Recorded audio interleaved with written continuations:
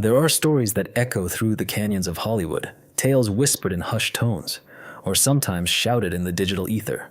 Stories of lives lived under an unrelenting spotlight where every triumph is amplified, and every struggle becomes a public spectacle.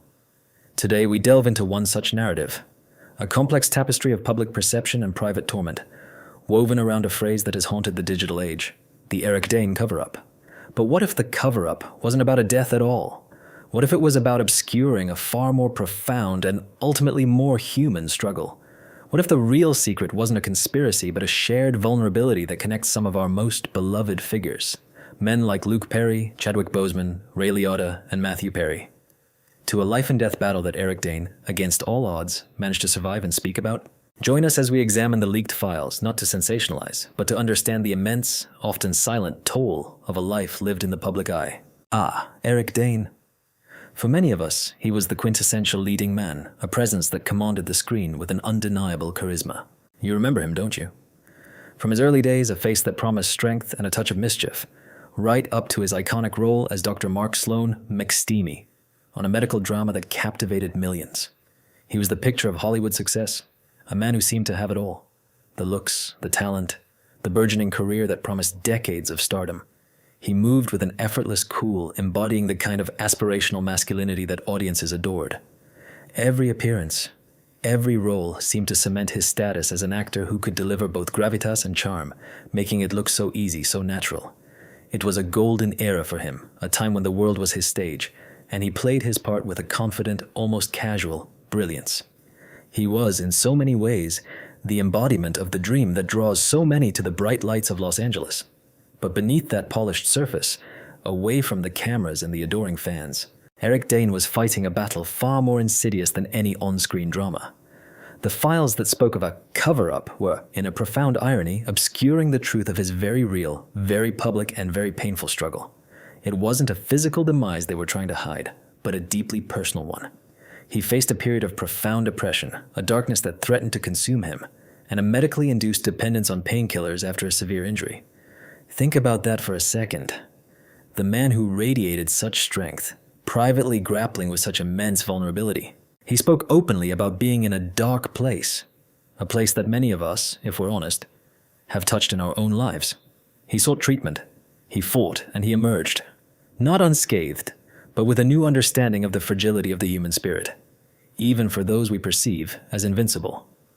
The world was fed a sensationalized fiction about his death, a lie about his demise, while Eric Dane was engaged in a real, documented struggle for his life and mental health. The ultimate cover-up was hiding a story of survival behind a fabricated narrative of tragedy. His journey wasn't about a hidden death, but a very public fight to prevent his own, a fight he courageously won. And then there was Luke Perry, a name that, for an entire generation, conjures images of leather jackets, smoldering glances, and the tumultuous halls of West Beverly High. Dylan McKay. He wasn't just a character, he was an archetype. The brooding heartthrob who captured the hearts of millions. I'm sure many of you remember gathering around the living room television, perhaps on a Wednesday night, to catch the latest drama unfolding in his world. He embodied a certain rebellious charm, a vulnerability hidden beneath a tough exterior that made him utterly unforgettable. From the moment he burst onto the scene, he was a cultural phenomenon, a poster boy for the 1990s, and a fixture in our collective memory. His career spanned decades, evolving from teen idol to respected character actor, always bringing that unique blend of intensity and warmth to every role he undertook. He felt like one of us, even as he lived a life of extraordinary fame. Yet even as he navigated the shifting tides of Hollywood, Luke Perry carried his own burdens. The files we speak of, when pieced together, reveal a pattern, a systemic failure that left even the strongest among Hollywood's men tragically exposed. His official cause of passing, a massive ischemic stroke at the tender age of 52, was a catastrophic event that severed the connection between the icon and the world in an instant. It was a vascular killer, often preceded by silent, manageable risk factors lurking in the shadows. The profound irony, you see, is that Luke Perry, forever frozen in our minds as the indestructible, brooding Dylan McKay, became a passionate public advocate for cancer awareness in support of his dear friend Shannon Doherty. He was fighting one monster in the open, dedicating his energy and his platform to a cause he believed in, while another, far more common killer, vascular disease, was silently gathering strength within him. He spent his final years warning the world about the enemy he could see, tragically unaware of the one that was already inside, slowly tightening its grip. His passing reminds us that even our heroes are human, and that the quiet battles fought within can be as devastating as any public foe. The world knew Chadwick Boseman as a king, a superhero, a symbol of strength and justice. His portrayal of T'Challa in Black Panther wasn't just a movie role. It was a cultural touchstone, an empowering vision that resonated with millions across the globe. He brought an inherent nobility to every character he played, whether it was Jackie Robinson, James Brown, or the regal leader of Wakanda. His performances were imbued with a quiet dignity, a profound depth that suggested a man of immense character and resilience. He was at the pinnacle of his career, a star whose light seemed to burn brighter with every passing year, inspiring a generation with his talent and grace. We saw him on red carpets, radiating health and power, a beacon of what was possible. But the files declassified, the true story that eventually emerged, revealed a different kind of heroism. The veil of secrecy that surrounded Chadwick Boseman was not a plot, but a shield, courageously held by one man against the world. For 4 long years, while he was delivering these iconic performances, while he was training and promoting and inspiring, he was privately battling stage 4 colon cancer. Think about that. The physical demands of playing a superhero, the grueling schedule of Hollywood, all while undergoing chemotherapy, all while knowing the clock was ticking. The purported link to the Dane Cover-Up isn't one of conspiratorial action, but a shared, heartbreaking theme within the glare of Hollywood. Boseman, like others, represents a public figure who faced a devastating private battle while projecting an image of strength and normalcy to the world. The true secret exposed is the immense human cost of maintaining a public persona while enduring profound, silent suffering.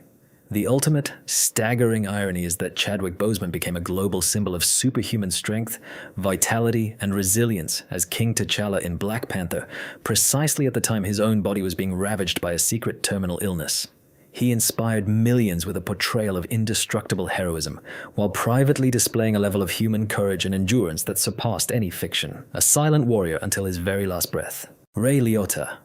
The name itself brings to mind a certain intensity, a raw, unpredictable energy that few actors could match. From his breakout role in Something Wild to his unforgettable turn as Henry Hill in Goodfellas, he carved out a unique place in Hollywood. He was the kind of actor who could make you lean forward in your seat, never quite knowing what he would do next. His piercing blue eyes, that distinctive voice.